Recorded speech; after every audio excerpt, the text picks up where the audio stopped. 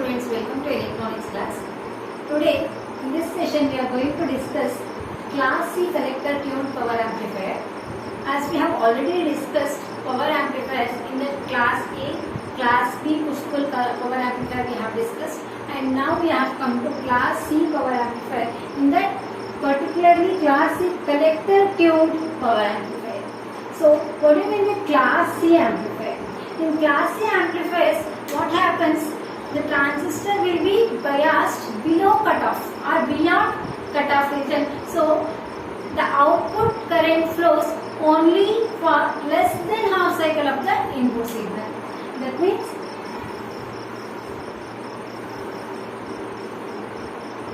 the Q point will be situated somewhere here. Therefore, the output will be flowing only for, if this is the input signal, the output will be flowing only for less than half cycle of the input signal. That means for only part of positive half cycle we are getting at the output, but in an amplified version. Okay. Whereas the negative half cycle is completely distorted. That means in class C amplifiers we will be having high efficiency, as efficiency is the main factor in power amplifiers. We will get efficiency up to 90%, more than 90%, but high distortion too.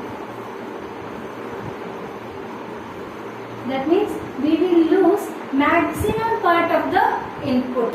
That means output will not be an exact replica of the input. Therefore, we may lose some information if you are going to transfer any information signal as input. Therefore, these class C amplifiers will not be used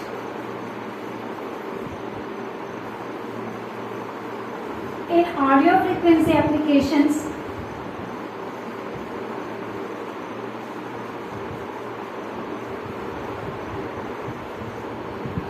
These will be used, mainly used in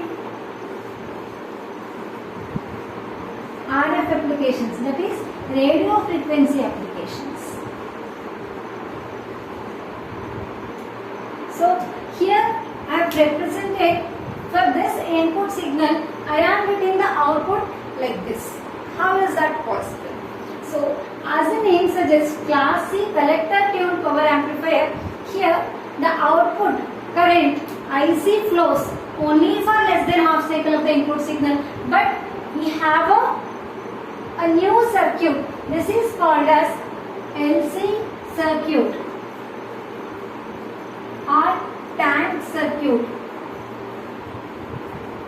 or you can also call that as tuned circuit in the collector terminal. So that for the input signal at the collector we are getting less than half cycle of the input signal, that in an amplified version. So how our output will be looking like? Our output will be look like, assume this is our input voltage Vi, or base current will be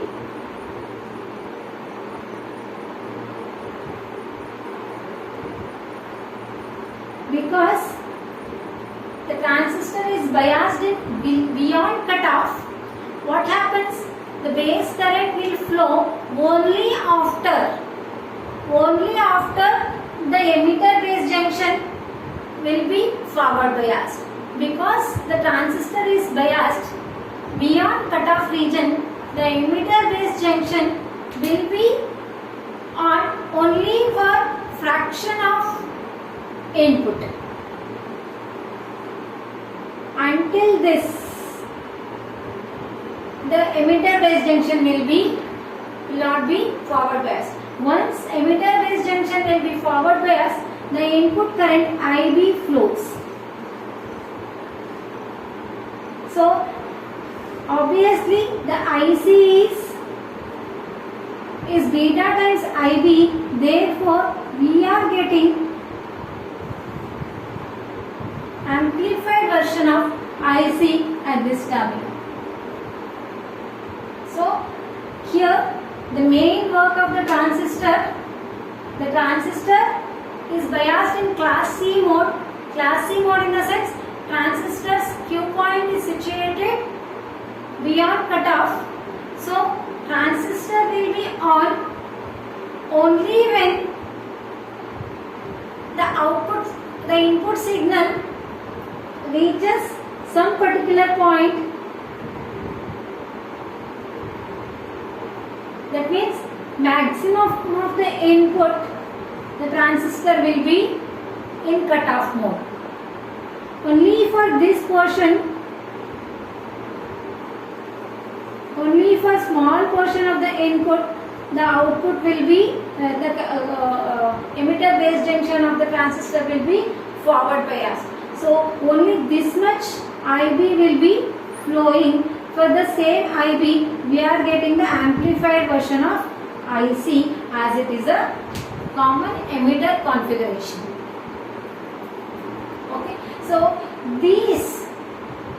the work of the transistor here is to produce the series of current pulses.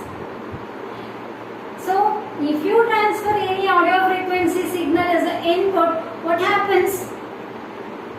Output will be distorted. The maximum part of the output maximum part of the input we will lose. We will get amplified version of the input, but only a small portion. So that is of no use.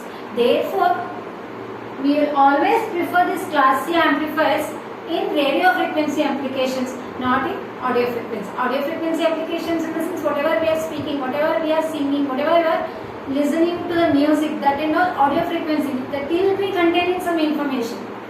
So regarding this audio signals and radio signals, you will learn in detail in electronics communication chapter. That time I will explain you. Now you just know how this class C amplifier is going to amplify the radio frequency signals. So once the IC flows, IC will be amplified version of the small portion of IB that will be here, that is given to the LC circuit, parallel LC circuit or tank circuit. So you know, whenever a AC applied to pure inductor or capacitors, that we have not studied in first PU actually, but you know the property of the capacitor. Capacitors blocks DC but allows AC, right? However, inductors will not allow any change in current. That means if inductor, if any change in current through the inductor, there is a magnetic field which induces an EMF which opposes the change in current through inductor. Therefore, AC through inductor, whenever AC flows to the inductor, what happens? There is a opposition by the inductor. So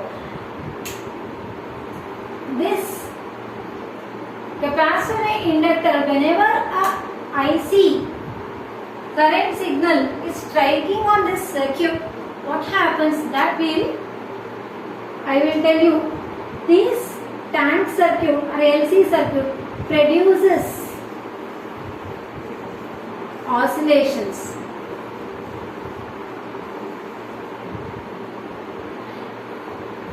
As I told, in class C amplifier, the output will be only a small portion of input but amplified version.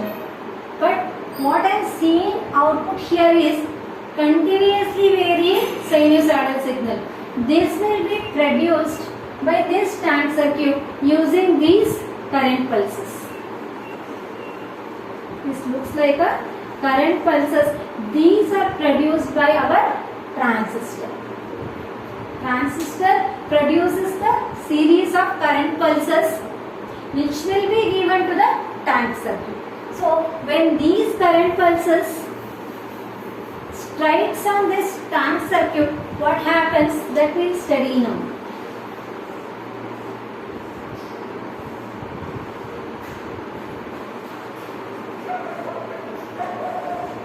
Consider a tank circuit, a tuned circuit.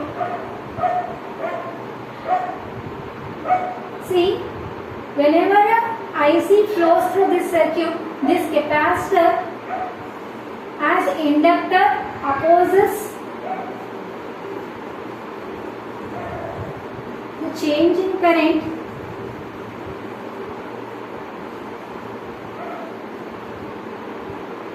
Therefore, whenever a current flows through this circuit, the capacitor charges. Capacitor's plates will be charged. That means capacitor, whenever this high current IC strikes on this circuit, the capacitor will be charged to maximum value. The capacitor will be charged to maximum value, and once the capacitor acquires, what is the energy stored in capacitor? That is half CV square. Whenever this capacitor charges to its maximum, what happens? It starts discharging through this inductor. So whenever this capacitor starts discharging through inductor, inductor finds the change in current, that is the current through inductor is changing, right? So whenever the inductor, the capacitor transfers this energy, electrical energy to the inductors, inductor develops a magnetic energy which induces an EMF. So that will be opposing, that EMF will be having opposite polarity. What happens? Then inductor, the current will flow through this inductor like this. So what happens? Whenever the capacitor reaches its maximum value, then it discharges through inductor, and we will get the positive half cycle. Whereas whenever an inductor finds change in current, it opposes the change in current through it. So it induces an EMF which is of opposite polarity. Therefore, the current flows in this direction. Okay. That time capacitor will be charged in a opposite direction. Capacitor's bottom plate will be charged with positive and top plate will be charged with a negative charge. So what happens next? Once the capacitor acquires its maximum energy, capacitors start discharging in the opposite direction. The current direction will be reversed. Whenever a inductor, the magnetic energy will be maximum, again there is an induced EMF. So that induced EMF which opposes the change in current through it, therefore obviously this magnetic energy will be transferred to capacitor as an electrical energy. Then capacitor will be charged, the top plate will be charged with positive charges and bottom plate will be charged with negative charges. Therefore, these reverse current direction reversing, what happens? I am getting a complete cycle for a single current pulse. What is going to happen for a single current pulse? I am getting a complete cycle of sinusoidal signal. Okay, so because of this alterations between the magnetic energy and electrical energy, we are getting the oscillations. Therefore, the LC tank circuit is used for producing oscillations. How oscillation is going to produce? This way. Once the capacitor charges to its maximum, it is going to discharge through the inductor. Whenever an inductor discharging current is flowing through inductor, obviously the change in current, inductor opposes that, unhappy. Inductor will become unhappy with that, and again it will induce a new EMF which is of different opposite polarity.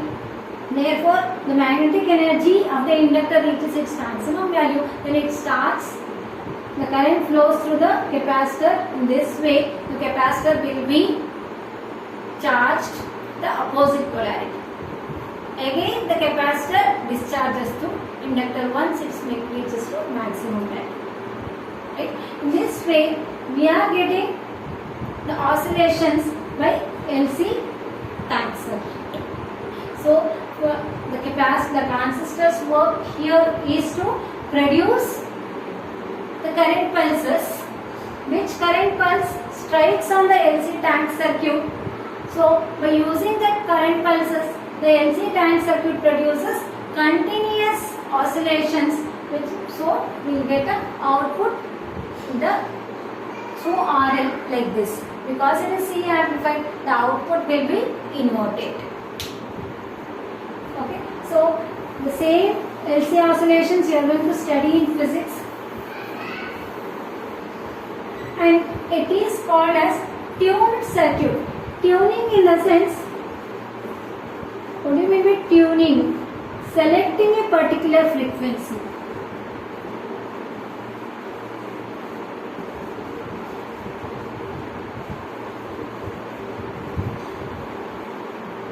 So, tank circuit will produce oscillations. So, oscillations in the sense, it will be in some particular frequency, right? In which frequency it is going to produce the oscillations, that is depending on the value of L and C. So, there is a point of resonance. The resonance or resonant frequency, it will oscillate. The tank circuit will oscillate in its resonant frequency. When it reaches its resonant frequency, we know Xc is the opposition offered by the capacitor to the flow of AC, that is called as capacitive reactance, and XL is it is 1 by 2 pi Fc. XL is the inductive reactance, which is the opposition offered by the inductor to the flow of AC. The point of resonance will be reached when Xc will become equal to XL. Therefore, the time 1 by 2 pi Fc will be equal to 2 pi Fn. So, if I want to know the resonant frequency F suffix R, that will be equal to 2 pi into root Lc. So, the oscillations will be produced in the resonant frequency, that is depending on the value of L and C. So, if I have mentioned the capacitor is a variable capacitor here, by varying the value of capacitor, we can change the value of Xc. Right? Therefore, whenever Xc will become equal to XL, then the oscillations produced in the resonant frequency. That means point of resonance in the sense C, Xc is equal to 1 by 2 pi Fc, XL is equal to 2 pi FL, right? Where frequency is directly proportional to inductive reactance and inversely proportional to capacitive reactance. If you plot a graph, frequency, as the frequency increases, XL increases, XC decreases, right? If I increase frequency, XL is increasing, but XC will be decreasing, right? The point at one particular frequency, XL will become equal to XC. At one particular frequency, see, you are increasing the frequency, XL is increasing and still increasing the frequency, XC is decreasing. At one point, both will be equal. That frequency is called as resonant frequency. So, whenever a tuned circuit, a tank circuit is used in a receiver circuit, receiver in a sense, for example, your TV receiver, what you are going to do, you will take a remote and change the channel, right? That remote controller, you will just press a button over there. So, if you press a button, that changes the value of the capacitor over there and selects the particular frequency. What is this frequencies? These are radio frequencies which are associated. Our channels will be coming in that particular frequency of the radio frequency, of the radio signal. So, you will understand this and all more deeply when you study communications chapter. So, now just you remember the resonant frequency is nothing but whenever the capacitive reactance will be equal to inductive reactance, that time the frequency at one particular frequency, these two will be equal. That is called as point of resonance. So, where tuned circuit, in case of transmitters, how it will be in the sense, the radio frequency signal that you want to transmit, the radio frequency signal that you want to transmit should be given to the input. So, that will be producing the current pulses using this transistor. So, the tank circuit will produce oscillations in the frequency of the input signal given. That means the tank circuit's resonant frequency should be set in such a way that it should produce oscillations of the signal to be amplified. If I want to send some radio frequency signal, that should be given to the input. That radio frequency signal will be amplified by the transistor. That means series of current pulses that will be striking on this LC circuit, which produce oscillations of frequency of the input signal. So, you are getting the output at the same frequency signal that is given in the input. So, by changing the value of capacitor, you can select the channel and also you can produce the oscillations of frequency, which is frequency of the signal to be amplified. In transmitters, we will give the input signal and produce oscillations of that particular frequency. In receivers, these tuned circuits will be selecting that particular frequency that we want by changing the value of L and C. Those signals will be received by the resonant frequency, the oscillations, the radio frequency, the radio signals of frequency will be equal to this resonant frequency of the tank circuit will be selected and remaining frequency signals will be rejected. That will be done by tank circuit. So, this is how the class C amplifier works. works. Okay. I guess this is enough. Any doubts? Any doubts regarding this? Please text me.